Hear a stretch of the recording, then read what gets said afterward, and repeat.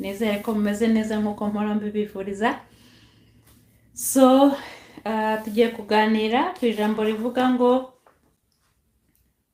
ni gute dushobora guhindura isi. Turabisoma muri Yohana 13 umurongo wa 34 na 34 na 35.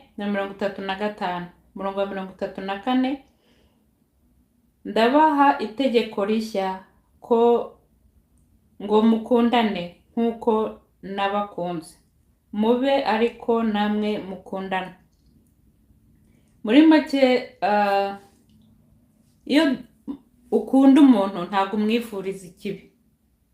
Iyo ukunda umuntu ntabwo umusebye. Iyo ukunda umuntu ntabwo umuteranya n'undi. Iyo ukunda umuntu ntiwifuza ko hari n'ikintu kibi cyamubaho, ahubwo uba wumva igihe cyose wamuteza imbere. Igihe cyose uba wumva ko uyu muntu yatera imbere. Nimureke dutezanye imbere nk'uko iri jambo ritubwira. Ndabaha itegeko rishya, ntabwo ari rya Christine ubaha itegeko rishya, ni Imana iduha itegeko rishya ngo mukundane nk'uko nabakunze. Yesu yaradukunze twese. Mbega kuki dushobora kugira imyiryane hagati yacu? Kuki tugomba guha Satani umwanya kugira ngo dushwane, dutemagurane, twibane, dutwikane amazu? Nyagasani, nimureke duhe Satani icyuho, agende nyine agende, kuko niwanga mugenzi wawe uzaba umuhaye umwanya. None umurongo wa 35, ibyo nibyo bose bazabamenyeraho ko muri abigishwa banjye nimukundana.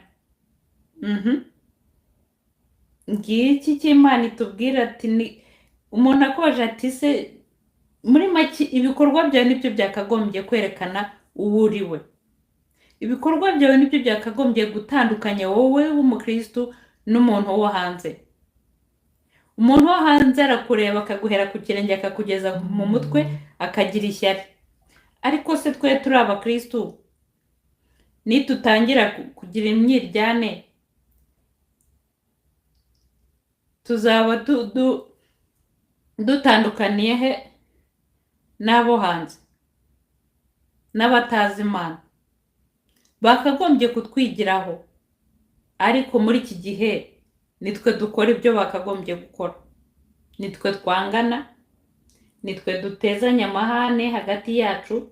Umuntu arakuvuga nawe uti ntago ndi buhumeke nanjye ntamuvuze, ntamwararaje, ntamushyize hanze ngo bose bamenye nibanga yakubikije ukarishyira hanze. Ubwo se uba wungutse iki?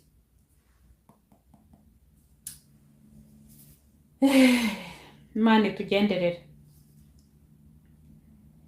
Turongera gusoma muri Yohana 14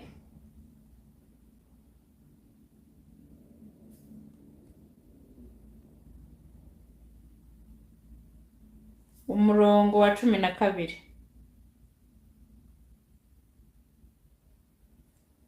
Nukuri ndababwira yuko unyizera imirimo nkora nawe azayikora, ndetse azokora niyirutaho, kuko njya kwa Data. Nukuri. Ibaza Imana ikubwiye ngo nukuri. Muri make rero ikubwira iti ntago mbeshya, ibi nukuri, byo nkubwiye nukuri.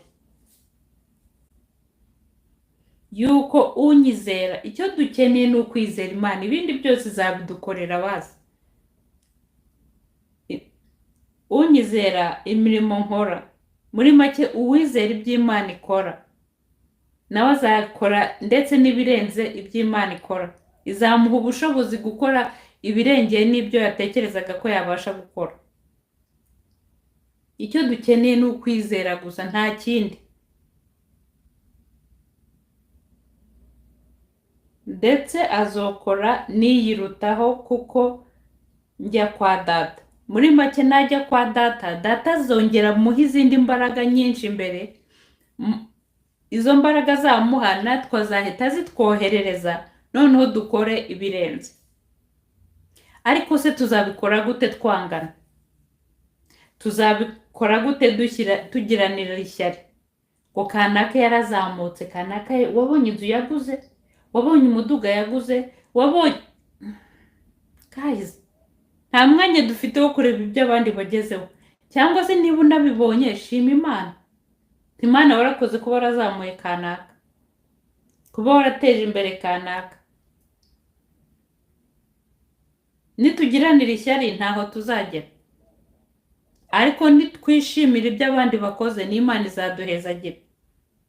Ariko nanone niba Imana iduhezagiye ntabwo ari ibyacu, ntagire ngo bitari kureba.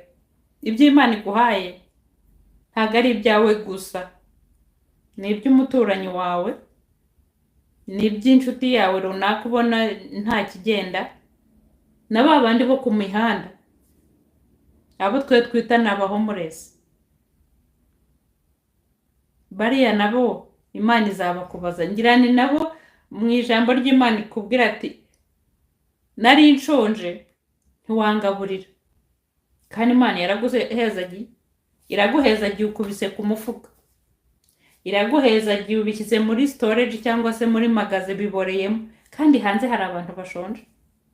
Iraguhezagiye utetse byinshi urabimenya, hanze inzara iraca ibintu. Iyo Imana iguhezagiye ibivuga uti reka nguhe nawe ushyire wa wundi uzi nawe bagira baburara. Muri make si ukuvuga ngo ndi umukire cyane, nge hari ikintu nkora cyane cyane murete. Hari umuhomuresi w'inshuti yanjye, si ukuvuga ngo inshuti yanjye komutere. Nagiyeyo ahantu yari akunda kwicara, sinari nzi ko ari bunabyemere. Namubwira nti nguhe ibiryo bitetse urabyemera? Aravuga ati cyane nta kibazo, muha n'amazi.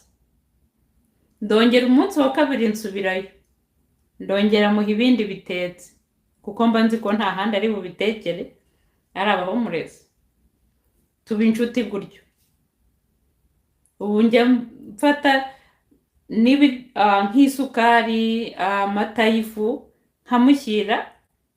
Namuhaye n'igikombe cy'icyayi cyo gutwaramo icyayi. Iyo ufite kiriya gikombe ushobora kujya muri za McDonald's bakaguha amazi ashyushye ukikorera icyayi, kandi aba ari ubuntu. Noneho njya ku wundi muhomuresi mbimuhaye arabyanga ngo nanjye iwanjye ndabifite, icyo nkeneye ni amahera cyangwa se ni amadolari. Noneho ngaruka kuri wa muhomuresi w'inshuti yanjye ndamuzana, nkubaza ikibazo kimwe ati cyane, kuki abahomuresi bamwe na bamwe badashaka ibyo kurya bagashaka kashi? Avuga ati burya baratandukanye. Hari ubashaka kashi kugira ngo yirihire ruwaye, hari ubashaka kashi kugira ngo yigire muri za McDonald's, hari ubashaka kashi kugira ngo yigurire amatabi na za drugs n'ibiki byose, urumogi niko nabyita ubwo. Ati niba ushaka rero gukoresha kashi, yumubwira uti tujyane muri AMW cyangwa se muri McDonald's, za KFC, aho ni ibiryo bya fast food, umugurira ibyo kurya ashaka aho kugira ngo umuhe kashi. Kuko ushobora kumuha kashi akajya kunywa urumogi, kandi si rwiza. Kuva icyo gihe rero abenshi yego mbaha kashi ariko si cyane. Icyo nkora nyine mbaha ayo mazi akonje nk'ubu murete, nkabaha n'ibyo biryo, tukaba bagenzi bisanzwe. Njye mba nshaka kubereka ko nta diferansi irimo hagati yanjye nabo. Yego njye nuko mfite inzu mbamo, bo bakaba baba hanze, ariko mbereka ko twese turi abantu. Muri make ntabwo tugomba gushyira distance hagati yacu n'abantu bakiri hasi, niko nabyita. Icyo ubakorera urabasengera uti Mana uko wampaye iyi nzu mbamo bari uhora muhomuresi inzu abamo, kandi Imana irashyira igasubiza, igaca inzira zayo, ntuzi uko izabigenza, ntuzi aho izabicisha. irabikora. Kandi wa muntu iyo abonye ya nzu yibuka ibyo wamukoreye, uko wamugaburiye, uko wamuhaye umwanya wawe, nawe aragenda akabikorera undi.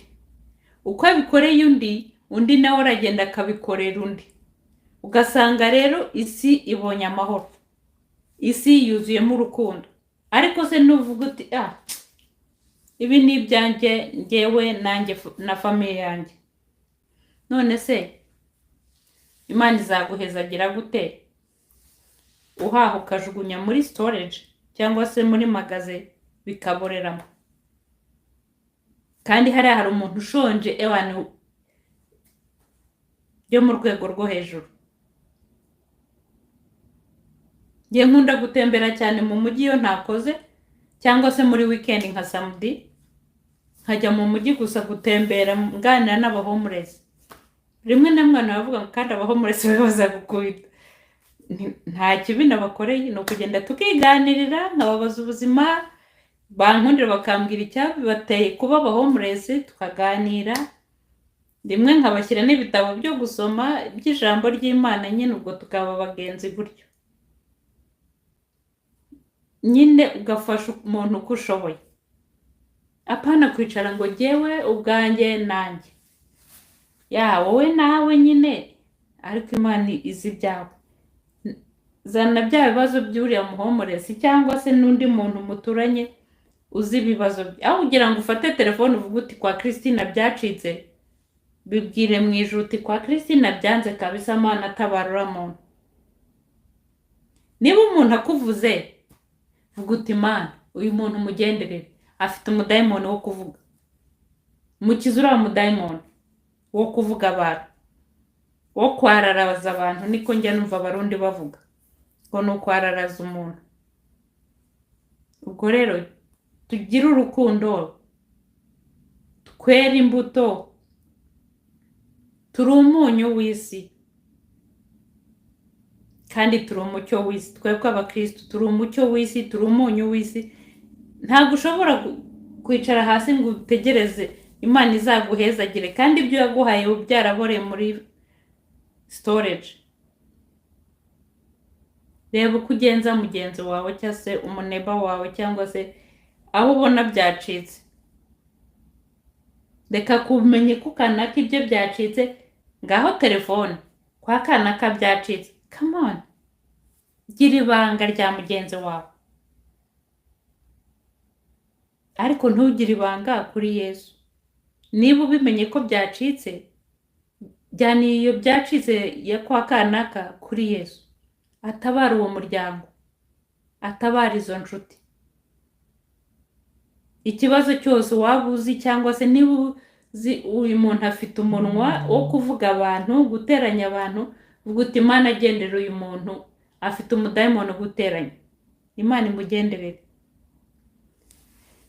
Nguko rero nshobora kongera kugaruka muri live nka nijoro mu masaha moya za hano Karigari. Ubwo biraba biri hafi 11 zo mu Rwanda ndibaza. Telefone biraba biri hafi 11 zaho mu Rwanda, niho ndi bushobore kugaruka live. Ubwo rero murakoze kandi muri inshuti zanjye kabisa, sinzi uko nabivuga. Merci beaucoup. Ndimo ndashakisha uburyo nshaka information z'ubuzi nuko byagenda. Ubwo nimbibona nzabakorera amavideo menshi araje, mube tayari. Kandi mumbwira amavideo mukunda, kuko maze iminsi mbona noheza amavideo ntimuyakunde cyane. Ubwo rero mumbwira ayo mushaka, sinkakora amavideo mwe mudashaka kuko ahomba nta mwanya, kandi namwe sinzi uko mubyumva. Saweri Christine Nyiramana. Bye guys.